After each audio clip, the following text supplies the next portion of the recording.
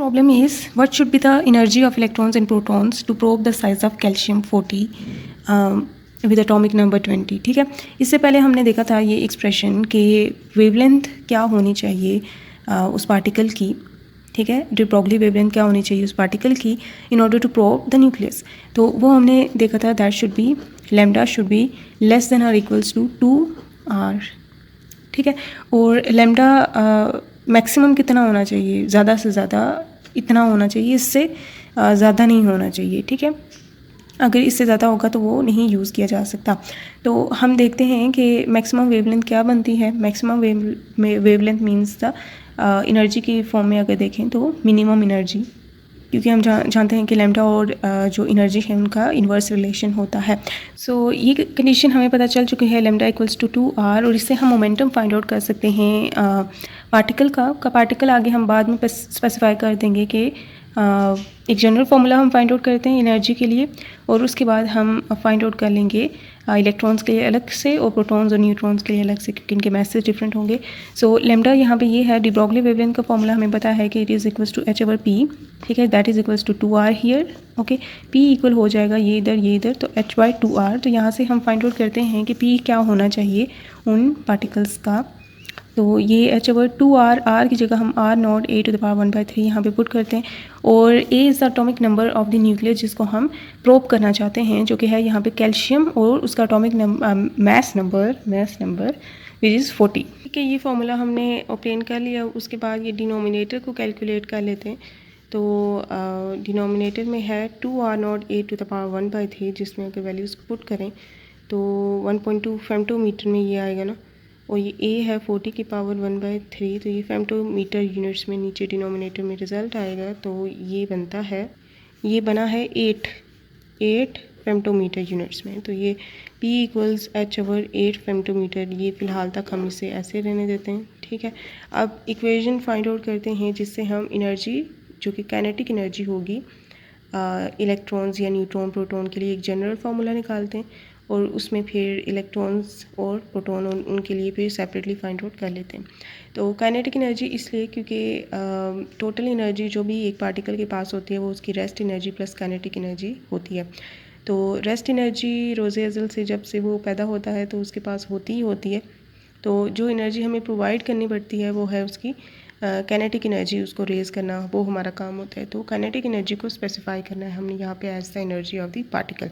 तो हमें पता है कि टोटल एनर्जी इक्वल होती है kinetic energy plus rest energy, जो कि m0c² से हम रिप्रेजेंट करते हैं. ठीक है, तो काइनेटिक एनर्जी फाइंड आउट करनी है. रेस्ट एनर्जी तो हम पार्टिकल्स की जानते हैं कि क्या होती है. हमें इलेक्ट्रॉन की रेस्ट एनर्जी पता है कि वो होती है 0.511 मेगा इलेक्ट्रॉन वोल्ट वो होती है, और जो न्यूट्रॉन या प्रोटॉन है उनकी अप्रॉक्सीमेटली इक्वल होती है, वो 938 मेगा इलेक्ट्रॉन वोल्ट्स होती है. ठीक है, तो ये हमें पता है. ई नहीं पता क्या है, तो ई को हम फाइंड आउट कर सकते हैं अनदर एक्सप्रेशन से, जो कि है e² p² c² plus m0² c4.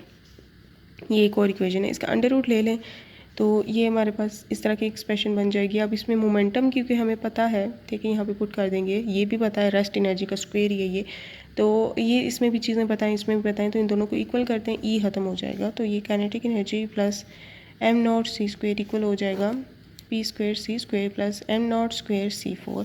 तो ये काइनेटिक एनर्जी हमारे पास आ जाएगी p² c² plus m0² c4 minus m0c². ठीक है, तो ये इसको इक्वेशन नंबर हम 3 का नाम देते हैं, और इसमें हमने सारी वैल्यूज़ पुट करनी है. फॉर इलेक्ट्रॉन करते हैं.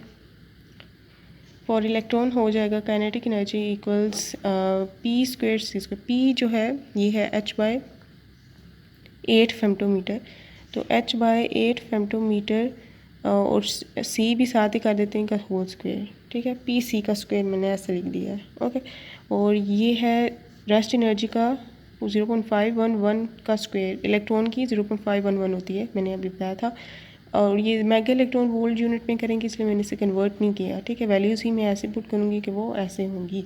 यहाँ पे ये जो h है ये hc जो होता है, ठीक है, hc का प्रोडक्ट जो होता है वो 1237 होता है. ठीक है, मेगा इलेक्ट्रॉन वोल्ट यूनिट में. तो हमने 1237 इसकी जगह लिख देना है hc की जगह. ओके, और ये मतलब फेमटोमीटर ख़त्म हो जाएगा, और एच सी यहाँ पे हम कर देते हैं। तो 0.511 का स्क्वायर और बाहर है 0.511 से माइनस करना। अब ये हम करते हैं तो देखते हैं क्या आंसर आता है।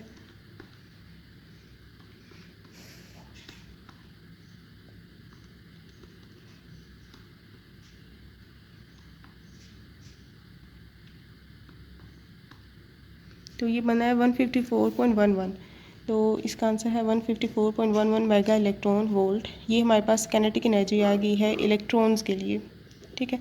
अब यहाँ पे ये जो सारा ट्रीटमेंट किया था वो हम करते हैं न्यूट्रॉन या प्रोटॉन्स के लिए जिनकी रेस्ट एनर्जी ऑलमोस्ट सेम है।